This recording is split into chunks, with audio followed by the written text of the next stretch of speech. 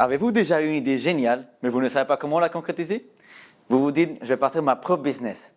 Mais vous commencez à avoir des doutes. Par où commencer? Qui va m'aider? Est-ce que c'est vraiment faisable, mon idée? C'est là que le club d'entrepreneurs du Collège Lionel Groulx intervient.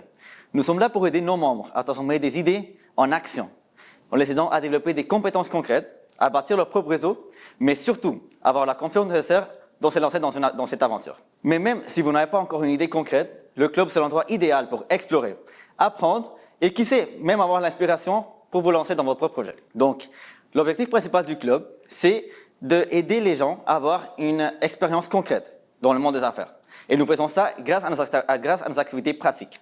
Par exemple, nous organisons des conférences avec des entrepreneurs qui vont venir nous parler de leur parcours, nous donner des conseils. Nous participons aussi régulièrement à des événements de réseautage et des colloques avec d'autres cégeps et universités.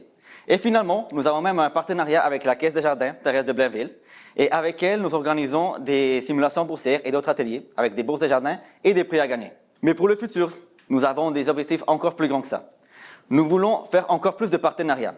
Nous voulons organiser nos propres événements et conférences dans d'autres établissements et même des écoles secondaires pour pouvoir inspirer les jeunes à se lancer dans l'entrepreneuriat. Et surtout, on veut commencer à participer à plus d'événements à l'extérieur du Québec et même à l'international. Le club d'entrepreneurs du Collège Lionel Groulx, c'est bien plus qu'un simple club. C'est une communauté où vos idées prennent vie, où vous bâtissez un réseau et développez des compétences qui vont vous servir pour le reste de votre vie. Et donc, si vous avez déjà une idée concrète ou vous simplement vous êtes curieux sur l'entrepreneuriat, nous avons une place pour vous.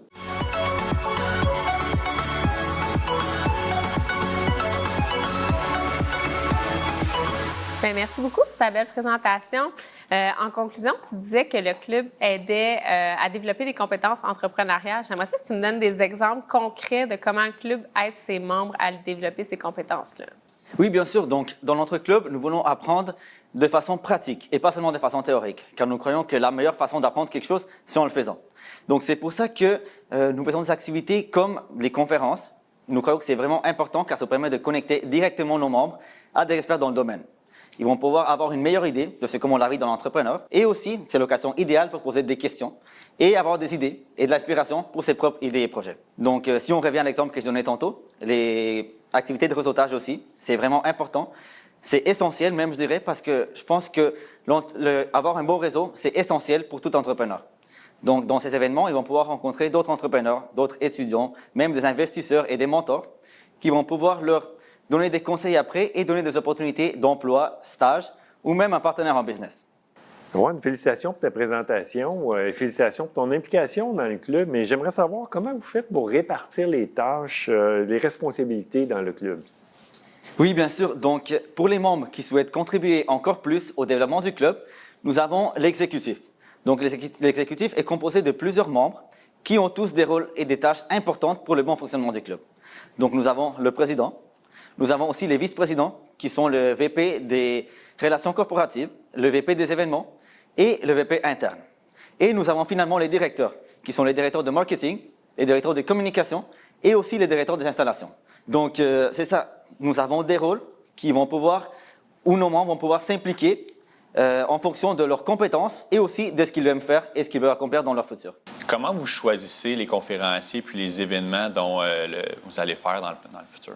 Donc, pour choisir nos événements, nous le faisons en respectant 3 critères. Donc, éduquer. Nous voulons que nos membres apprennent des compétences concrètes, mais par la pratique, comme j'avais dit tantôt.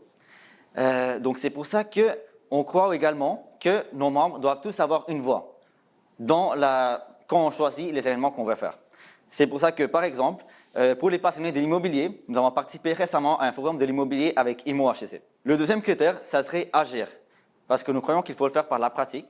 Donc, nous organisons aussi des ateliers comme des mises en situation sur l'entrepreneuriat et aussi des simulations boursières pour apprendre directement sur l'investissement. Et le dernier, ça serait avoir un bon réseau. Donc, c'est pour ça que dans toutes nos activités, on veut que nos membres aient la chance d'interagir avec des experts dans un domaine ou aussi dans le reste de la communauté entrepreneuriale de la région de Montréal. Je crois que ça a très bien passé. J'ai vraiment pratiqué pour ce pitch et je suis convaincu qu'avec tout ce qu'on offre dans notre club, nous pouvons vraiment aider tous les jeunes qui sont passionnés par l'entrepreneuriat. Car nous croyons qu'être entrepreneur, ça commence dès maintenant.